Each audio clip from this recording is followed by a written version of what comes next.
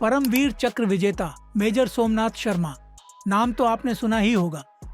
क्या आपको पता है कि जिस कश्मीर को हथियाने के लिए आज पाकिस्तान नापाक साजिशें करते रहता है, उसी कश्मीर के एक सबसे प्रमुख एयरबेस को हिमाचल के एक वीर सपूत ने अपनी जान दांव पर लगाकर बचाया था, और वह भी तब जब मेजर सोमनाथ के एक हाथ में प्लास्टर चढ़ा हुआ था, लेकिन दूसरे हाथ में थी मशीन गन, जिसने दुश्मन पाकिस्तानियों के छक्के छुड़ा दिए थे। हम देश और अपनी वीर सेना को ऑपरेशन सिंदूर की बधाई देने के साथ ही साथ हम हिमाचल के शूरवीर परमवीर चक्र विजेता मेजर सोमनाथ शर्मा जी को भी याद करते हैं, जिनका जन्म हमारे वीर भूमि हिमाचल प्रदेश में हुआ था। दरअसल ये बात आज़ादी के बाद की है, जब 1947 में पाकिस्तान ने कबायली लड़ाकों के भेष में कश्मीर पर हमला किया, तो उसका पहला निशाना था श्रीनगर एयरबेस।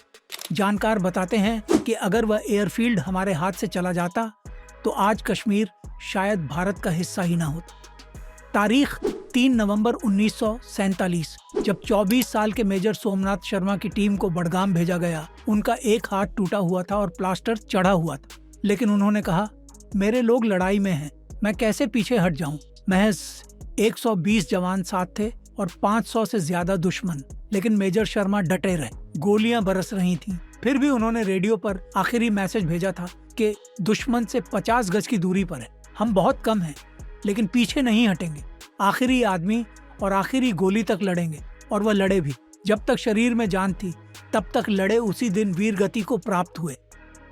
लेकिन उनके इसी बलिदान से श्रीनगर एयरफील्ड बचा और कश्मीर भारत का हिस्सा बना।